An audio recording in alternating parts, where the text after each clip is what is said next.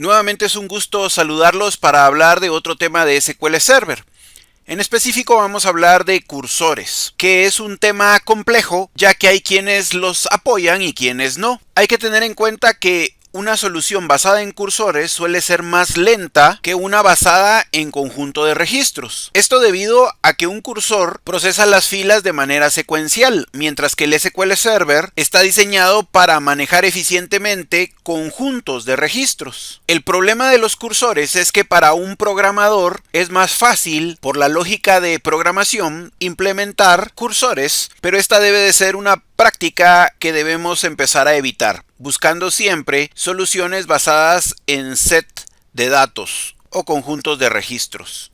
Ahora, tengamos en cuenta que el conjunto de filas que devuelve una instrucción select está compuesto por todas las filas que satisfacen las condiciones de la cláusula o predicado del where. Este conjunto complejo de filas que devuelve la instrucción se conoce como set de resultados. Los lenguajes de programación con los que creamos aplicaciones no siempre funcionan de forma eficaz con el conjunto de resultados complejo, sino lo toman como una unidad. Esto se conoce como falta de coincidencia de impedancia en las bases de datos relacionales. Este es un término utilizado para referirse a los problemas que ocurren debido a la diferencia entre el modelo relacional de base de datos y el modelo de lenguaje de programación. En el modelo relacional tenemos tres componentes básicos, digamos. Tenemos tablas. Las tablas tienen tuplas o filas y cada fila tiene atributos con su respectivo tipo de dato. El problema puede ocurrir debido a la falta de coincidencia de impedancia. En esencia pasa de dos maneras. Uno, por problemas de tipo de dato. El tipo de dato de la base de datos no coincide con el tipo de dato del lenguaje de programación. Y el segundo problema se da porque el lenguaje de programación no puede manejar un conjunto de filas que le está devolviendo la base de datos. El lenguaje de programación quiere procesar una a una cada fila. Esto originó la necesidad de trabajar con cursores. Pero luego aparecieron lenguajes de programación más sofisticados con diferentes tipos de variables que empalman perfectamente con los tipos de datos de la base de datos, y también aparecieron objetos que permiten cargar a memoria RAM datos, como lo hacen los cursores, solo que los cursores lo hacen del lado de la base de datos, pero ahora ya se pueden manejar del lado del lenguaje de programación y se conocen como dataset o record set. Y a través de un puntero podemos navegar entre cada fila de ese dataset o record set. Explicado esto, prefiramos usar conjuntos de resultados a través de una sentencia select que con un cursor. Y si es necesario cargar a memoria un set de datos, valgámonos de Common Table Expressions o de variables tipo tabla. Entonces, en el entendido de que deben de usarse con precaución, hablemos de cursores, que su función es cargar a memoria RAM un conjunto de resultados para navegar en ellos a través de un puntero que podemos gobernar con instrucciones para avanzar o retroceder. También es interesante indicar que el cursor lo podemos declarar en un ámbito local o en un ámbito global. La primera gran división de los cursores es que pueden ser implícitos y explícitos. Implícito es cuando lo crea el SQL Server y ahí no tenemos incidencia nosotros. El SQL Server se encarga de crearlo normalmente cuando hacemos las operaciones de manipulación de datos como insert, update, delete y por supuesto select. Un cursor explícito es cuando el usuario lo declara. Para ejemplificar cómo manejar nuestro cursor a través de 5 pasos, vamos a usar nuestra base de datos Norwin y el primer paso para crear nuestro cursor es declararlo. Para eso utilizamos la instrucción declare, asignamos un nombre al cursor, indicamos que ese objeto que estamos creando es de tipo cursor e indicamos el tipo de cursor que será. En este punto es importante indicar que cuando creamos un cursor podemos definir el alcance que tendrá el cursor, las opciones de recuperación del cursor el tipo de cursor y también el tipo de bloqueo que tendrá contra las filas el cursor. Cuando hablamos de alcance, nos referimos a que este puede ser global, que especifica que el cursor puede ser usado por cualquier objeto dentro de la conexión, mientras que si es local, el cursor solo puede ser usado por el procedimiento almacenado, trigger o consulta que contiene el cursor. En cuanto a las opciones de recuperación, el SQL Server de Microsoft admite dos opciones. Forward Only, que especifica que el cursor solo se puede desplazar hacia adelante, desde la primera fila hacia la última. Y Scroll, que permite navegar dentro del cursor hacia adelante o hacia atrás, proporcionando 6 opciones para obtener los datos.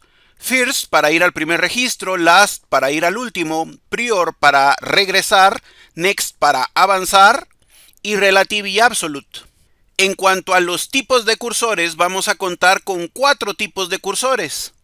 Static, que es un cursor estático que puede moverse hacia adelante y hacia atrás. Fast Forward, que si no especificamos es el tipo de cursor predeterminado y que es idéntico al estático, excepto que solo puede desplazarse hacia adelante. Dynamic, que es un cursor dinámico, las adiciones y eliminaciones son visibles para otros en la fuente de datos mientras el cursor está abierto. Y Keyset, que es similar al cursor dinámico, excepto que no podemos ver registros que otros agreguen. Si otro usuario elimina un registro, es inaccesible desde nuestro conjunto de registros. Y también, al crear el cursor, podemos especificar el tipo de bloqueo. Un bloqueo es el proceso por el cual una base de datos restringe el acceso a una fila en un entorno multiusuario. Esto permite que dos usuarios no puedan simultáneamente modificar o afectar el mismo registro. Se utiliza para mantener la integridad de los datos y en el SQL Server los cursores pueden manejar 3 tipos de bloqueos. Read Only, que especifica que el cursor no se puede actualizar. Scroll Locks, que proporciona integridad de datos en el cursor. Especifica que el cursor bloqueará las filas a medida que se leen en el cursor para garantizar que las actualizaciones o eliminaciones realizadas con el cursor tengan éxito. Y Optimistic, que especifica que el cursor no bloqueará las filas a medida que se leen en el cursor. Por lo tanto, las actualizaciones o eliminaciones realizadas con el cursor no tendrán éxito si la fila se ha actualizado fuera del cursor. Para nuestro ejemplo, vamos a especificar las opciones de recuperación del cursor como Scroll. Esto permitirá que podamos navegar dentro del cursor, moviéndonos a nuestro antojo al primero, al último, al siguiente o al anterior registro. También puede ser, en vez de Scroll, Forward Only, y este solo nos permitirá avanzar. Es decir, que si llegamos al registro 20, no podremos retroceder al 19, al 18, sino solo vamos a poder avanzar. El tipo que estamos escogiendo aquí sí nos permitirá retroceder. Entonces el primer paso es declarar el cursor. Declarado nuestro cursor, ahora lo debemos de aperturar. Para eso hacemos un open, el nombre del cursor. Una vez el cursor está abierto, ahora ya podemos navegar dentro de él. Para navegar utilizamos el comando fetch, seguido de la dirección hacia donde queremos llevar el puntero. En este caso estamos escribiendo fetch first. Eso quiere decir que nos llevará al primer registro de nuestros datos cargados a memoria. Pero si queremos seguir avanzando, en vez de first tendríamos que escribir next. Next es el modo de avance predeterminado, así que también podríamos omitir esta palabra y dejar solo fetch from, el nombre del cursor, que de manera predeterminada avanzará a la siguiente posición. Así que hacemos clic en ejecutar y vemos el siguiente registro, y si volvemos a hacer ejecutar, vamos a ver el siguiente, y así sucesivamente cada vez que presionemos ejecutar. Pero si queremos retroceder, podemos escribir prior, y si damos clic en ejecutar, retrocedemos y retrocedemos, y si queremos ir al último registro, ponemos last. Esto porque el tipo de cursor que elegimos fue de tipo scroll. Ahora, una vez cumplida nuestra función del cursor, es importante cerrar el cursor. Entonces, al cerrar el cursor, ya no vamos a poder navegar dentro de él. Es decir, que si corro la instrucción de fetch, pues ya no puedo navegar dentro del cursor porque está cerrado. Pero atención, puedo volver a abrirlo y puedo volver a navegar dentro de él, mientras no lo desaloje de la memoria RAM del equipo, que ese sería el último paso, el delocate. Primero lo vamos a cerrar nuevamente y ahora lo vamos a desalojar de la memoria. Ahora, obviamente, debemos de tener sentencias que nos permitan automatizar la navegación dentro del cursor. Para eso, el SQL Server cuenta con el ciclo while. Así que en vez de que nosotros estemos marcando la instrucción fetch y dándole a ejecutar, podemos hacer que él vaya avanzando a través de un ciclo. Para esto tenemos nuestro siguiente ejemplo.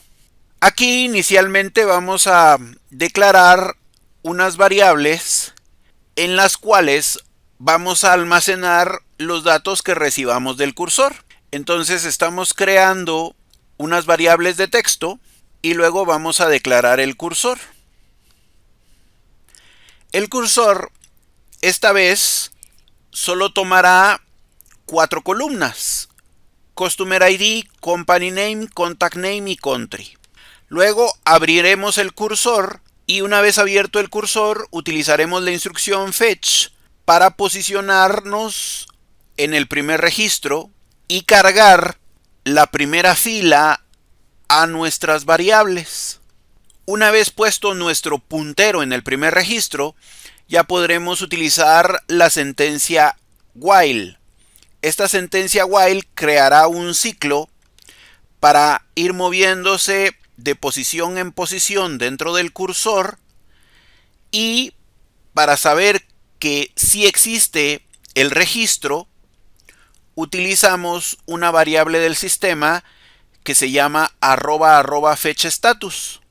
Esta variable devolverá 0 siempre y cuando en la posición donde se mueva el puntero exista un dato. Cuando deje de existir el dato, ya no devolverá 0. Así que dentro del ciclo le indicaremos que imprima las variables concatenadas por un espacio.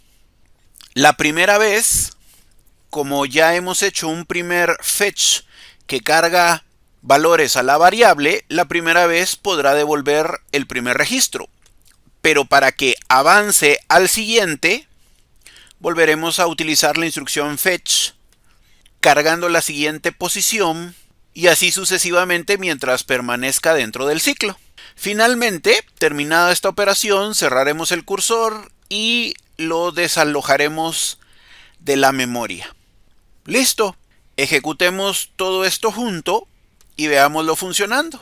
Veamos entonces cómo navegó uno a uno dentro de los datos cargados al cursor, que son los datos de la tabla Customers, y luego con la instrucción print nos los está mostrando uno a uno. Para cambiar el tipo de cursor, solo tenemos que especificar al declararlo si va a ser global o local y el tipo de cursor. SQL Server admite 4 tipos de cursores. El estático, que llena el conjunto de resultados durante la creación del cursor y el resultado de la consulta se almacena en la caché durante el tiempo de vida útil del cursor. Un cursor estático puede moverse hacia adelante y hacia atrás. Otro tipo de cursor es Fast Forward, que es idéntico al estático, excepto que solo puede desplazarse hacia adelante. Dinámico, que permite las adiciones y eliminaciones, y son visibles para otros en la fuente de datos mientras el cursor está abierto. Y Keyset, que es similar al cursor dinámico, excepto que no podemos ver registros que otros agreguen. Si otro usuario elimina un registro, es inaccesible desde nuestro conjunto de registros. Para ejemplificar cómo asignar el tipo de cursor, en nuestro ejemplo nosotros vamos a colocar estático.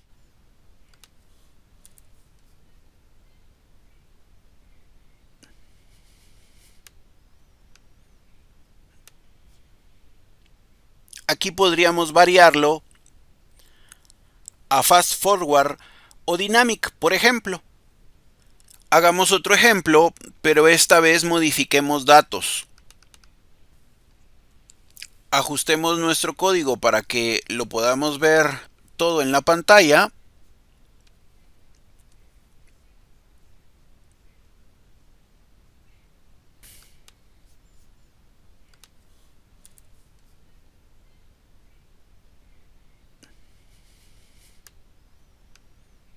Y lo especial ahora es que vamos a agregar la instrucción for update a nuestro cursor para que permita actualizaciones. Y dentro del while vamos a realizar un update agregándole al company name la palabra modificado. Listo, vamos a marcar y ejecutar. Y aquí nos va a mostrar cómo fue actualizando uno a uno los datos. Se presentó un inconveniente en el primer registro y vamos a ver si hay otros donde muestra que el registro fue truncado. Eso quiere decir que al agregar el texto modificado excede el número de caracteres para el que está hecho el tipo de dato. Vamos a hacer en este caso un select asterisco from customers y veamos entonces que la mayoría de los registros dicen modificado. Algunos, como el registro 2, no fue posible hacer la operación porque excedería el número de caracteres y esos fueron los errores que nos devolvió. Esta es la manera entonces del trabajo con cursores.